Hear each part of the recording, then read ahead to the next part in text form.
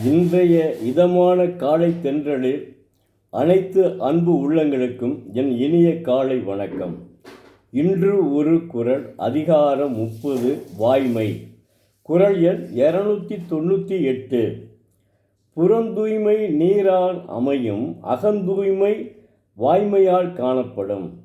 தெய்வப்புலவர் திருவள்ளுவர், ஒருவனுக்கு உடம்பு தூய்மையானது நீரானே உண்டாகும், அதுபோல மன தூய்மையால் வாய்மையால் உண்டாகும் என்கிறார்.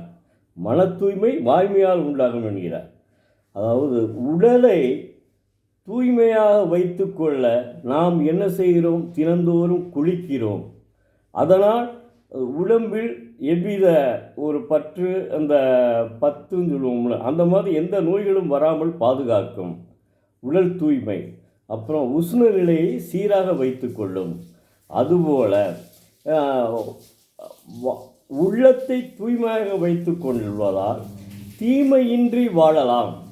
உள்ளத்தை தூய்மையாக வைத்து கொண்டால் தீமையின்றி வாழலாம். அப்போ உடல் தூய்மை தண்ணீரில் குளிப்பதால் அமைக்கிறது.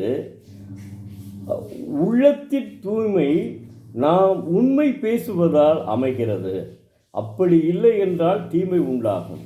தெய்வப்புலவர் உள்ள தூய்மையை போற்றுவதால் உண்டாகும். தண்ணீர் உடலினுடைய அழுக்கை போக்குவது போல் வாய்மை மனத்தின் மாசை போக்கி தூய்மையாக்கும் என்கிறார். எவ்வளோ அற்புதமாக சொல்லியிருக்கார் பாருங்க.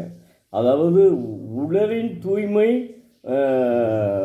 தண்ணீரால் நீக்கப்படும், உள்ளத்தின் தூய்மை வாய்மையால் நீக்கப்படும். அது வாய்மைக்கு ரொம்ப முக்கியத்துவம் கொடுத்துருக்காருங்க அவர். அதனால தான் மகாத்மா காந்தி ஹரிச்சந்திர நாடகத்தை பார்த்த உடனே மனம் மாறியவர் கடைசி வரையும் பொய் சொல்லவே இல்லை. அதை உணர்ந்து மாணவ செல்வங்கள் தயவு செய்து வீட்டில் பொய் சொல்லிட்டு வேற எங்கேயும் போகக்கூடாது, எதையும் செய்யக்கூடாது. உங்களுடைய கவனம் படிப்பில்தான் இருக்க வேண்டும். படிப்பை தவிர வேறு எதிலும் உங்கள் கவனம் செலுத்தக்கூடாது. இப்படி தெய்வப்புலவர் திருவள்ளுவருடைய திருக்குறளை இதுதான் பரப்புரை, உங்களுக்காகத்தான் பரப்புரை செய்கிறேன். நன்றி, வணக்கம். நாளை மீண்டும் ஒரு குறளோடு உங்களை சந்திக்கும் எழுத்தாளர் சோ. பரமசிவம், மதுரை.